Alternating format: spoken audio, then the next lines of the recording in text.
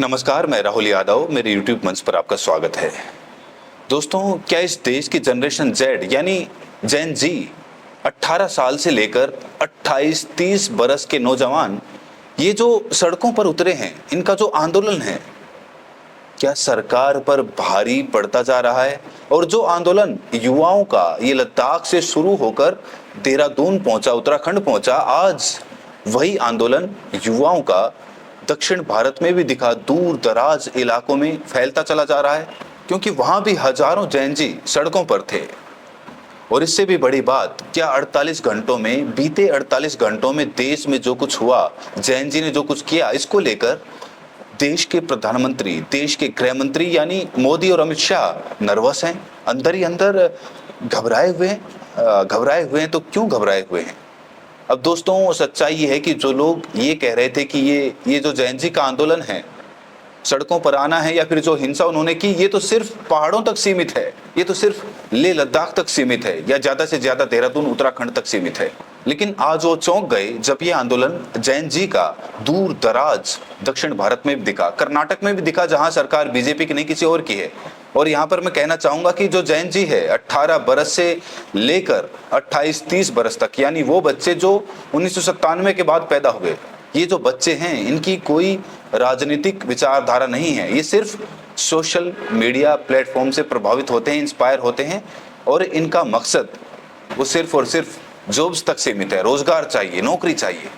उधर मोदी और शाह जैन जी को सड़कों पर देखकर इसीलिए नर्वस है क्योंकि उनको लगता है, और लाजमी भी है, कि अगर ये आंदोलन भड़का, ये आग की तरह फैला, तो फिर सरकार के लिए मुसीबत हो जाएगी। और इसीलिए दोस्तों, अगर आप लेह लद्दाख में देखें तो बहुत ही पीसफुल प्लेस है। वहां जिस तरीके से आगजनी हुई, बीजेपी का दफ्तर जला दिया, सरकारी गाड़ियां जली, पुलिस को फायरिंग करनी पड़ी, आज वहां जिस तरीके से सरकार ने लाठी के दम पर, पुलिस के दम पर शांति लाने की कोशिश की, और वो भी कहीं ना कहीं धड़कनें बढ़ा रही हैं। आज लेह में पूरी तरह से सड़कें सूनी थी, सन्नाटा था, बाजार बंद थे, और हर तरफ पुलिस ही पुलिस थी, पुलिस राज था। दूसरी तरफ बीजेपी का कहना है कि साहब, ये युवा नहीं है, ये जैन जी नहीं है, ये कोई नेपाल जैसा आंदोलन नहीं है, जैन जी से दूर है, ये तो कांग्रेस, ये तो विपक्ष के द्वारा, विपक्ष के हाथों भड़काया हुआ आंदोलन है। सुनिए जरा, बीजेपी के प्रवक्ता संदीप पात्रा साहब को सुनिए, कह रहे हैं कि इनके पीछे कांग्रेस है, सोनम वांगचुक है। अब इस आंदोलन के जो लीडर हैं सोनम वांगचुक, ये आप कह सकते हैं एक एक्टिविस्ट हैं, सोशल एक्टिविस्ट हैं, गांधी अनुयायी हैं, और कई बरसों से ये लद्दाख की वादियों में युवाओं की बात कर रहे हैं। उनका कहना है कि साहब, ये जो जैन जी है वो अपने मन से सड़कों पर है। दरअसल मोदी और शाह ने उनसे प्रॉमिस किया था कि इनको नौकरी देंगे, किसी को नौकरी मिली नहीं, इसीलिए सड़कों पर हैं ये। लेकिन दोष मुझ पर मढ़ा जा रहा है, अमित शाह मुझे टारगेट कर रहे हैं, मैं तो एक बहुत छोटी सी चीज हूँ। अमित शाह मुझे इसीलिए टारगेट कर रहे हैं क्योंकि वो ध्यान भटकाना चाहते हैं। और सच्चाई ये भी है कि सोनम वांगचुक की जो एनजीओ है, उसका लाइसेंस रद्द कर दिया गया है। सुनिए, पहले उनको सुनिए। गृह मंत्रालय, भारत जैसे महान बड़े देश का गृह मंत्रालय प्रेस रिलीज देता है जिसमें वो कहते हैं सोनम वांगचुक 3-4 बार सोनम वांगचुक, एक छोटे से इंसान पर वो पूरा दोष मढ़ते हैं। तो ये एक कड़ी का हिस्सा है। दूसरी तरफ उत्तराखंड, जहां डबल इंजन की सरकार है, बीजेपी की सरकार है, यहाँ पर अब दूर दराज के इलाकों से युवा देहरादून पहुंच रहे हैं, चाहे वो नैनीताल हो, मसूरी हो, हरिद्वार हो, अल्मोड़ा हो, रानीखेत हो, ये बच्चे धीरे धीरे वहां पर पहुंच रहे हैं। और मुझे ऐसा लगता है कि अगर मुख्यमंत्री, जो वहां के बीजेपी के मुख्यमंत्री हैं धामी साहब, अगर उन्होंने बातचीत नहीं करी, इसको हल नहीं किया, या फिर अमित शाह ने इंटरफेयर नहीं किया, तो सॉल्यूशन नहीं निकलेगा। तो ये आंदोलन और तेज हो सकता है, और पहाड़ से मैदान आने तक उतना ही वक्त लगता है जितना गंगा जी जब उतरती हैं और आगे बढ़ती हैं, उत्तर प्रदेश में बढ़ती जाती हैं। इसीलिए स्थिति बेकाबू है, वेरी सीरियस इन उत्तराखंड। सुनिए, बच्चों को सुनिए। धामी, आपने दिमाग तो चलाया, पर थोड़ी सी चूक हो गई, बच्चों को लाए तो कॉलेज की ड्रेस में लाए। हम तो टाई पहन के नहीं आ रखे इधर, क्योंकि हम बेरोजगार है ना, हमारा तो कुर्ता अलग है, पजामा अलग है, चुन्नी अलग।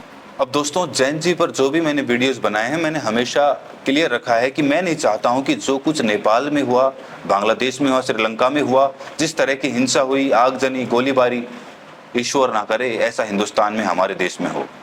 कोई ना कोई पीसफुल सॉल्यूशन निकलना चाहिए। लेकिन एक बात का डर है, आशंका है कि अगर ये आंदोलन भड़का, तेजी से फैला, तो फिर इस देश की राजनीति में आगे क्या होने जा रहा है। Very important question. और मैं यही चाहता हूं कि जो संविधान या फिर डेमोक्रेसी या फिर लोकतंत्र की जो स्तंभ हैं, 4 स्तंभ होते हैं, उसमें से एक सबसे बड़ा स्तंभ है वो है न्यायपालिका।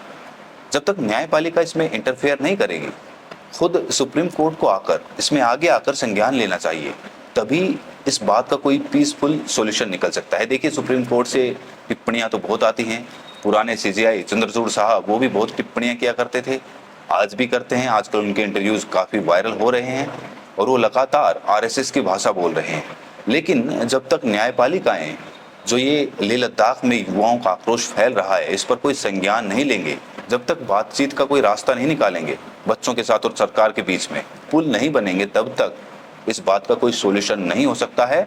और ये आग धीरे धीरे जो मणिपुर से शुरू हुई और फिर लद्दाख में पहुंची, उत्तराखंड में पहुंची, दक्षिण भारत में पहुंची, और धीरे धीरे हालात ऐसे बन रहे हैं, महंगाई इतनी जोरों पर बढ़ रही है कि ये जो आक्रोश है ये युवाओं में धीरे धीरे पूरे भारत में फैलता जा रहा है। और अगर ऐसा हुआ, एक बार अगर जो जैन जी हैं वो पूरे भारत में एक्टिव हुए, आंदोलन पे उतरे, तो फिर सरकार के लिए या फिर पुलिस बल के लिए संभालना उनको कितना बड़ा चैलेंज होगा ये आप समझ सकते हैं, क्योंकि उनकी जनसंख्या सबसे बड़ी है, वो सबसे बड़ी तादाद में है। इसीलिए सरकार और न्यायपालिकाओं को जल्द से जल्द इसमें कोई ठोस कदम उठाना चाहिए, कोई बातचीत का मुद्दा सामने रखना चाहिए, कोई ऑफर करना चाहिए, और इसके बाद इसका कोई ना कोई हल निकल सकता है। बाकी आपका क्या सोचना है, ये वीडियो आप देश के किस कोने से देख रहे हैं, कमेंट्स में जरूर बताएं। बहुत बहुत शुक्रिया।